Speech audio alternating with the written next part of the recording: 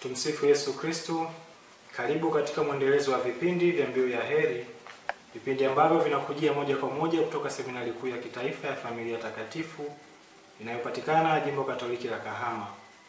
Katika kipindi kilichopita tulisikia juu ya msingi wa sakramenti katika maandiko matakatifu, na katika kipindi chetu cha leo tutazungumza juu ya sakramenti ya ndoa kadiri ya Biblia Takatifu, tukijikita zaidi katika maana ya ndoa, chanzo cha ndoa, malengo ya ndoa, kilele cha maisha ya ndoa pamoja na tabia mahususi za ndoa.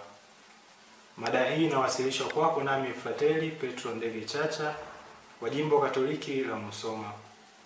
Kabla hatujaanza rasmi kipindi hiki, nikukaribishe sasa tufungue kipindi chetu kwa sala. Kwa jina la Baba na la Mwana na la Roho Mtakatifu. Amina. Salamu Maria, umejaa neema, Bwana yu nawe, umebarikiwa kuliko wanawake wote, na Yesu mzao wa tumbo lako amebarikiwa. Maria mtakatifu, mama wa Mungu, utuombee sisi wakosefu, sasa na saa ya kufa kwetu. Amina. Atukuzwe Baba na Mwana na Roho Mtakatifu, kama mwanzo na sasa na siku zote na milele. Amina. Kwa jina la Baba na la Mwana na la Roho Mtakatifu. Amina. Mpendwa msikilizaji wa Radio Maria, nikualike sasa tuanze kipindi chetu cha leo, tukianza na utangulizi juu ya sakramenti ya ndoa. Sakramenti ya ndoa ni miongoni mwa sakramenti zinazohusiana moja kwa moja na maisha ya jamii na familia. Sakramenti hii ni agano takatifu linalowekwa kati ya mwanamume na mwanamke mbele ya Mungu, likiwa na lengo la kuimarisha upendo wa dhati, mshikamano wa kimwili na kiroho, na kushirikiana kwa uzazi. Katika imani ya Kikristo, mpendwa msikilizaji, ndoa haichukuliwi kama mkataba wa jamii, bali kwa mpango wa Mungu uliokusudiwa kuimarisha mahusiano kati ya mwanadamu na Mungu. Ni vema kufahamu kwamba tangu mwanzo wa uumbaji, Mungu aliona kuwa si vyema mwanadamu awe peke yake, hivyo akamletea mwenzi. Basi katika mada yetu tutaona mambo kadhaa kuhusiana na sakramenti ya ndoa katika maisha ya Mkristo Mkatoliki, navyo ni maana ya ndoa, chanzo au asili ya ndoa, malengo ya ndoa, kilele cha maisha ya ndoa pamoja na tabia mahususi ya ndoa. Kwa muktadha huo, mpendwa msikilizaji, nipende sasa kukukaribisha tuitazame kwa kina sakramenti hii ya ndoa, tukianza na maana ya ndoa. Ndoa ni nini msikilizaji? Ndoa ni muunganiko rasmi na wa kudumu kati ya watu wawili, mwanamke na mwanaume, ambao kwa akili timamu na utashi huru kabisa huhiari kuishi pamoja kama mume na mke kulingana na sheria, mila na desturi au taratibu za dini au mahali. Sambamba na hilo, ndoa huwapa wanandoa haki na wajibu fulani ndani ya jamii. Agano hilo la ndoa kati ya watu wa Kristo waliobatizwa limepewa nguvu ya sakramenti na Kristo Bwana, na hivyo kuwa alama wazi ambayo kwayo watu wanaweza kupokea neema. Mpendwa msikilizaji, baada ya kuona na kufahamu maana ya ndoa, tutazame sasa chanzo ama asili ya ndoa. Ndoa ni fungamano la kawaida katika kila jamii, na tena ni haki ya kila mtu. Katika jamii mbalimbali na katika mila na desturi za makabila mengi, ndoa ni sehemu ya maisha ya kila siku ya watu. Si jambo la ajabu kuona watu wanaoa na kuolewa. Hata hivyo, kila mara tendo hili linapofanyika huamsha hisia za pekee kabisa kati ya watu. Kumbe, tangu mwanzo kabisa wa uumbaji, Mungu alimuumba mwanadamu ili aweze kuishi ndoa. Hivyo ndoa ipo kwa sababu kwanza kabisa hayo ni mapenzi ya Mungu na zawadi yake kwa wanadamu. Katika Agano la Kale, mwanzo wa taasisi hii muhimu ya ndoa unaonekana dhahiri. Katika kitabu cha Mwanzo, Mungu aliyewaumba mwanaume na mwanamke kwa sura na mfano wake, yeye huyo anawafanya kuwa kitu kimoja, wapate kuishi kama mume na mke kwa maisha yao yote. Rejea kitabu cha Mwanzo sura ya 2 aya ya 18 mpaka 25. Zaidi sana, Vitabu mbalimbali vya Biblia vinaonyesha wazi jinsi Mungu alivyo muasisi mkuu wa taasisi hii ya ndoa. Yapo masimulizi mengi katika Biblia yanayoonyesha wazi jinsi Mungu alivyo na nafasi ya pekee katika maisha ya ndoa za watu wake. Tunasoma katika nafasi mbalimbali jinsi yeye muasisi wa ndoa alivyowapatia watu mbalimbali wenzi na watoto na hata kuzilinda ndoa zao. Kwa mfano, alimpatia mke Adamu, Abrahamu alikadhalika Elikana na Hana aliwapatia watoto.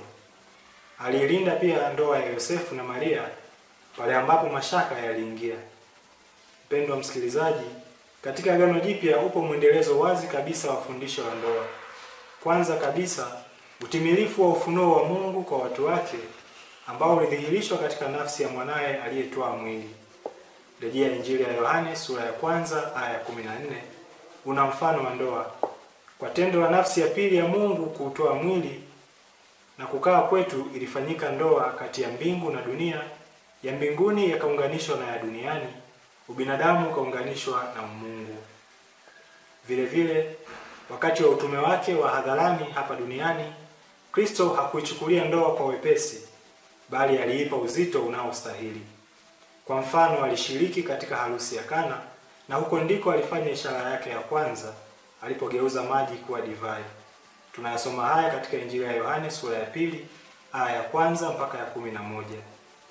Vile vile alitumia mfano wa harusi kuelezea habari za ufalme wa Mungu. Injili ya Mathayo sura ya 22 aya ya 1 mpaka ya 14. Tena Kristo hakusita kusisitiza tena ukweli kuhusu ndoa tangu mwanzo wa kuwekwa kwake na Mwenyezi Mungu. Injili ya Mathayo sura ya 19 aya ya 3 mpaka ya 12. Zaidi sana, Kristo aliye utimilifu wa ufunuo wa Mwenyezi Mungu anachorwa na Mtume Paulo kama mume mwenye upendo kwa mke wake, yaani kanisa. Na katika hili, watu wa ndoa wanaalikwa kuiga mfano huo wa upendo wa Kristo. Rejea waraka wa Mtume Paulo kwa Waefeso sura ya 5 aya ya 21 mpaka ya 25, na waraka wa pili wa Mtume Paulo kwa Korinto sura ya 11 aya ya 2. Hata ule mwisho wa nyakati ambapo Bwana atarudi na kusimika kikamilifu ufalme wake wa Mungu na kuchukua walio wake, unachorwa kama karamu ya harusi ya mwana kondoo. Kitabu cha Ufunuo sura ya 19 aya ya 7 mpaka ya 9. Na hivyo basi, hamu ya mwanadamu baada ya maisha ya hapa duniani ni kuungana na Mungu kwa milele yote mbinguni. Baada ya kuona katika hicho kipengele cha kwanza, sasa tuone malengo ya ndoa. Mpendwa msikilizaji, baada ya kujua chanzo cha ndoa na upekee wake, sasa tuangalie malengo ya ndoa. Je, watu wanapooana, malengo hasa yanakuwa ni nini? Je, agano linalofanywa na watu wawili ambao wanakubaliana kuishi kama mume na mke kwa maisha yao yote linalenga kitu gani? Au tungeweza kujiuliza, je, watu wanaooana wanapata nini kwa kuingia katika ndoa? Mpendwa msikilizaji, ndoa kwa tabia yake huwa na malengo makuu mawili. Yaani mosi, manufaa ya wanandoa, na pili, kuzaa na kulea watoto. Ndugu msikilizaji, lengo la kwanza la ndoa lahusu manufaa ya wale wanaoingia, yaani wawili ambao ni mume na mke. Wao kama wanandoa wanapokeana ili washirikishane upendo na kukamilishana. Kila mmoja anajitoa kwa ajili ya mwingine apate kumfaa mwingine kwa maisha yake yote. Ndivyo ilivyokuwa toka mwanzo, kwamba Adamu alipoonekana kuwa mpweke, basi Mungu aliona kwamba si vizuri huyu mwanamume kuwa peke yake, na hivyo akaamua kumfanyia msaidizi wa kumfaa. Rejea kitabu cha Mwanzo sura ya 2 aya ya 18. Mungu akamuumba Eva ili apate kuwa msaidizi wa kumfaa Adamu. Naye Adamu akampokea kwa upendo mkubwa kabisa, akimuona kama sehemu kabisa ya mwili wake mwenyewe. Hata akasema, naam, huyu ni mfupa kutoka mifupa yangu na nyama kutoka nyama yangu. Huyu ataitwa mwanamke kwa sababu ametolewa katika mwanaume. Rejea kitabu cha Mwanzo sura ya 2 aya ya 23. Hakika Adamu anampokea kama mwenzi na upweke wake unamalizwa. Kwa tendo hili la kuumba mwanamke, kama ilivyokuwa kwa Adamu na Eva, na ndivyo inavyopaswa kuwa kwa wanandoa wote. Wawili wanapokuwa katika ndoa wanakuwa ni watu wenye kuhitajiana daima, na furaha yao ni kuwa pamoja kwa maisha yao yote, maana kwa namna hiyo hukamilishana. Mpendwa msikilizaji, kwa maneno mengine tungeweza kusema kuwa katika ndoa kila mmoja anajimwaga na kujimimina kwa ajili ya mwingine apate kumpendeza na kumfaa mwingine. Yaani kila mmoja anadaiwa kuwa faraja kwa mwingine, ajisikie kuwa kuna kitu kinakosekana kwake pasipo mwenzi wake. Daima amtamani mwenzake, awe tayari daima kujitoa katika kila hali pasipo kujibakiza kwa lolote lile au kuzuia chochote. Kufanikiwa kwa ndoa yoyote ile kunaanzia hapa katika utayari wa kujitoa kabisa pasipo kujibakiza kwa ajili ya mwingine. Ndoa inadai kujitaabisha kwa ajili ya mwingine. Mtume Paulo anawaasa watu hawa akisema, mke hana mamlaka juu ya mwili wake bali mumewe anayo. Hali kadhalika naye mume hana mamlaka juu ya mwili wake bali mkewe anayo. Waraka wa kwanza Mtume Paulo kwa Korinto sura ya 7 aya ya 4. Na hivyo wao ingawa ni wawili wanafanyika kuwa kitu kimoja. Mpendwa msikilizaji, lengo la pili la ndoa lahusu kuzaa na kulea watoto. Hili huja kama tunda la kwanza la upendo wa dhati kati ya mume na mke. Ni jambo lililozoeleka kati ya watu kuwa mtu yeyote anayeingia katika ndoa anatarajiwa kupata watoto.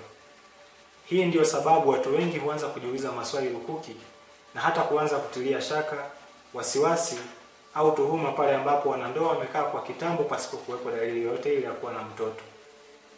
Hata hivyo, wengi wetu tunasahau ukweli kwamba watoto ni riziki kutoka kwa Mwenyezi Mungu. Watoto ni tuzo lake kwetu sisi. Rejea kitabu cha Zaburi 127 aya ya 3. Wanandoa wanapofikiria kutengana kwa sababu ya kutokupata mtoto, yafaa wafikiri vizuri na kutafakari kwa kina kuhusu nafasi ya Mungu katika kuwawezesha hilo wanalolitamani.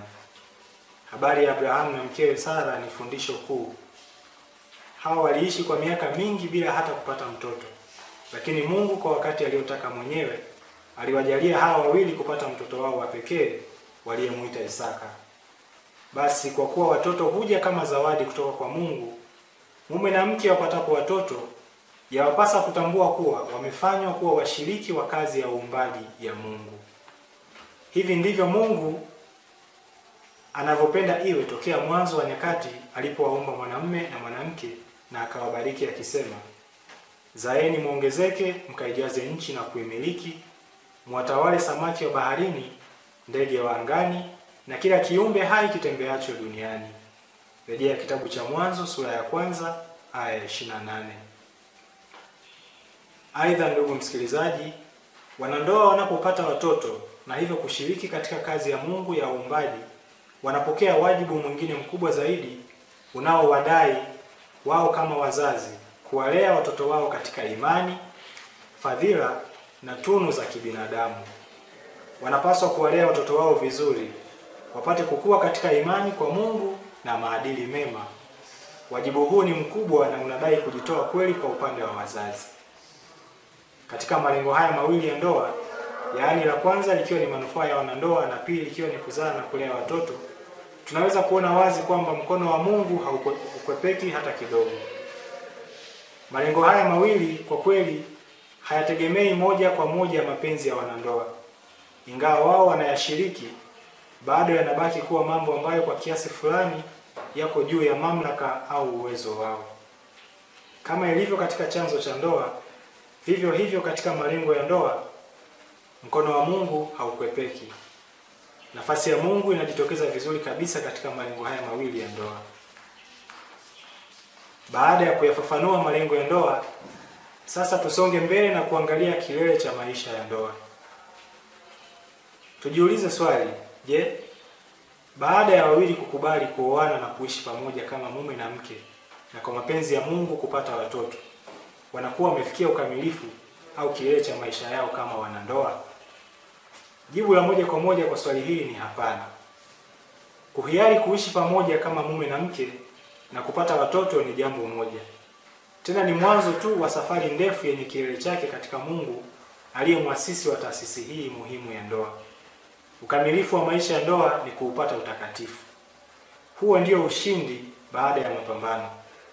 Hilo ndilo taji baada ya mashindano. Tungefananisha na mpira wa miguu, basi ndoa ni kama chenga na utakatifu ndio goli lenyewe. Kwa lugha ya uwindaji tungesema kuwa ndoa ni mishale na utakatifu ndio shabaha au mnyama anayewindwa. Ndoa ni kama merikebu inayosafiri ambayo mwisho wa safari yake ni katika bandari ya utakatifu. Wanaoana hawatafuti kitu kingine bora zaidi mwisho wa maisha yao tofauti na utakatifu. Kwa maana wao nao huingia katika ndoa wakiitii ile sauti ya Mungu inayotualika sote tuwe watakatifu kama Mungu mwenyewe Baba yetu mwema alivyo mtakatifu. Rejea Injili ya Mathayo sura ya 5 aya 48. Kama wawili wanaingia katika ndoa na wanashindwa kuufikia utakatifu, basi ndoa yao imeshindwa. Mpendwa msikilizaji, maisha ya ndoa lazima yapimwe daima kwa mizani ya utakatifu. Jambo hili Yesu alitaka sisi sote tumakinike nalo na kulishika kwa dhati. Maisha ya ndoa hapa duniani yanapaswa kuwa ngazi ya kufika mbinguni ambako hakuna kuoa wala kuolewa. Injili ya Luka sura ya 20 aya 34 mpaka 35. Kutokana na hayo tuliyosema kuhusu chanzo, malengo na kilele cha maisha ya ndoa, mpendwa msikilizaji, tunaweza sasa kutanabaisha tabia mbili mahususi za ndoa kama ifuatavyo. Tabia ya kwanza ya ndoa ni umoja. Umoja hapa una maana ya mume mmoja kwa mke mmoja, na hali kadhalika mke mmoja kwa mume mmoja. Ndoa inahusisha watu wawili na ni wawili tu. Katika muunganiko huu wa watu wawili hapaswi kuwepo mtu wa tatu kati yao, maana ndoa inaundwa na watu wawili ambao wakisukumwa na upendo huhiari kuishi pamoja kama mume na mke, na hivyo kufanyika kuwa mwili mmoja. Tabia hii mahususi ya ndoa ni kinyume kabisa na mitala, ambapo mwanaume anaoa wake wengi au mwanamke anaolewa na wanaume wengi. Tabia za kuwa na nyumba ndogo au mambo mengine ya namna hiyo ni uadui wa umoja huu wa wanandoa. Moyo mmoja hauwezi kugaiwa kwa watu wawili na ukafanya kazi kote, lazima utasimama tu. Mwanaume anayejiita kuwa ni mume wa wake wengi si mume wa mke yeyote, maana hafungamani na yeyote. Akiamua leo kuwa na mmoja, hawezi kuwa na mwingine. Amegawanyika, wala moyo wake haujatua popote. Vivyo hivyo mtu wa tatu anapoingia na kuingizwa katika umoja wa wanandoa, anaathiri mahusiano yao na muunganiko wao. Hivyo katika ndoa, ingawa watu wawili wanaunganika na kuwa mwili mmoja, pale inapotokea kwamba mtu wa tatu anaingia katika muunganiko huu, basi mahusiano yao daima yataendeshwa na mtu huyu, na hapo ndoa huingia shubiri na viroja huanza kuzuka. Ndipo hapa sasa hudaiwa uaminifu mkubwa kabisa kwa agano la ndoa. Hivyo basi kujitoa kikamilifu katika maisha ya ndoa kunawezekana tu pale ambapo mmoja anapojitoa kwa mwingine pasipo kugawanyika, yaani mume awe na mke mmoja tu na mke awe na mume mmoja tu, na hivyo ndivyo imekuwa tokea mwanzo. Tabia ya pili mahususi ya ndoa ni udumifu au kutotenguliwa. Ndoa halali, mpendwa msikilizaji, haiwezi kutenguliwa na mamlaka yote ile ya kibinadamu. Ndiyo kusema mwanamume na mwanamke waliooana kihalali kabisa na kuthibitisha agano lao mbele ya Mungu hawawezi kuachana mpaka kifo kiwatenganishe. Wao kama wanandoa hawaoani ili baadaye waweze kuachana, bali katika kuoana wanalenga kuunda muunganiko wa kudumu kwa maisha yao yote. Tabia hii ya ndoa hairuhusu kabisa talaka. Si sahihi kuiita ndoa mkataba wa muda au makubaliano ya watu kuishi pamoja kwa kipindi fulani. Hivyo haitakuwa ndoa, bali ni mtindo fulani wa ununuzi na uuzaji au uchuuzi. Watu wawili wanapoamua kuishi kama mume na mke, hufanya uamuzi huo wakisukumwa na upendo. Tena upendo peke yake, wala si kitu kingine. Kwa maneno mengine, tungeweza kusema kuwa uhiari wa kuishi pamoja ni tunda la upendo mkubwa unaokuwa nao mwanamke kwa mwanaume na hali kadhalika mwanamke kwa mwanaume. Wawili wanapohiari kuishi pamoja kama mume na mke, hufanya hivyo wakisukumwa na upendo mkubwa kiasi kwamba kila mmoja anakuwa tayari kumpokea mwingine kuwa mume wake au mke wake, akiahidi kuwa mwaminifu kwake katika taabu na raha, katika magonjwa na afya, apate kumpenda na kumheshimu siku zote za maisha yake. Huu ni upendo ambao wawili wanashuhudia mbele ya watu kuwa umewasukuma kuhiari maisha ya pamoja kama wanandoa, na ambao kwao wanaahidi kuishi pamoja kama mke na mume kwa maisha yao yote. Ni upendo mkubwa ambao ni fasili ya Mungu peke yake.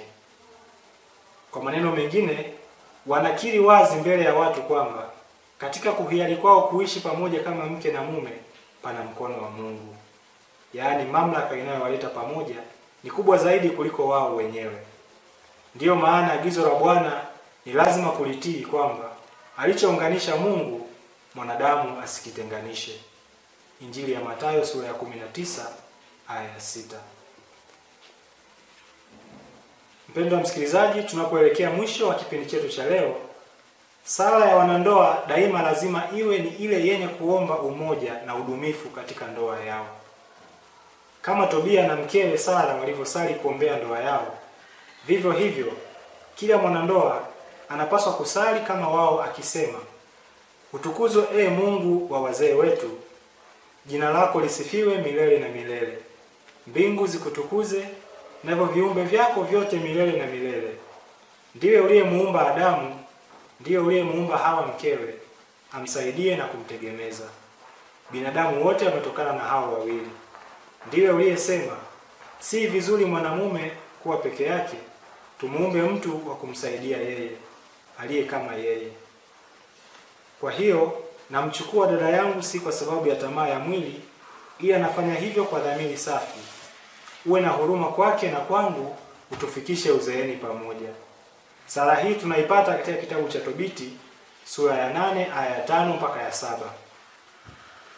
Mpendwa msikilizaji, baada ya kutazama chanzo, malengo, kilele cha maisha ya ndoa na kisha kubainisha tabia mahususi za ndoa, imekuwa sasa dhahiri kwetu kwamba nafasi ya Mungu katika hayo ni ya pekee kabisa. Ndoa katika chanzo, malengo, kilele, tabia inaigusa nafsi ya Mungu moja kwa moja, kwa sababu yeye ndiye muasisi wake mkuu na kikomo chake. Tena ni dhahiri sasa kwamba Mungu ameipa taasisi hii ya ndoa hadhi ya kipekee kabisa, kwa sababu ndoa imetumika kama njia, namna au ishara ya kujifunua kwake kwa watu wake. Kifupi, ndoa imebeba mafumbo ya kimungu ndani yake. Tunaweza sasa hata kung'amua sababu gani ndoa huitwa kuwa ni takatifu, kwa sababu inahusisha nafsi ya Mungu aliye mtakatifu. Na kwa sababu hiyo, sisi sote tunaonywa na Mtume Paulo kwamba ndoa inapaswa kuheshimiwa na watu wote. Waraka wa Mtume Paulo kwa Waebrania sura ya 13 aya ya 4. Kwa nukta hiyo, mpendwa msikilizaji, tunafika tamati ya kipindi chetu cha leo, ambacho kilijikita zaidi katika kuizungumzia sakramenti ya ndoa kadiri ya Biblia takatifu. Kumbe ni kualike uendelee kufuatilia mfululizo wa vipindi vyetu vya Mbiu ya Heri vinavyokujia moja kwa moja kutoka Seminari Kuu ya Kitaifa ya Familia Takatifu Mwendakulima iliyopo Jimbo Katoliki la Kahama. Ni kualike tutamatishe kipindi chetu hiki cha leo kwa sala. Kwa jina la Baba na la Mwana na la Roho Mtakatifu. Amina. Atukuzwe Baba na Mwana na Roho Mtakatifu, kama mwanzo na sasa na siku zote na milele. Amina. Kwa jina la Baba na la Mwana na la Roho Mtakatifu. Amina. Nipende kukutakia usikilizaji mzuri wa vipindi vinavyoendelea. Ulikuwa nami Frateli Petro Ndege Chacha wa Jimbo Katoliki la Msoma.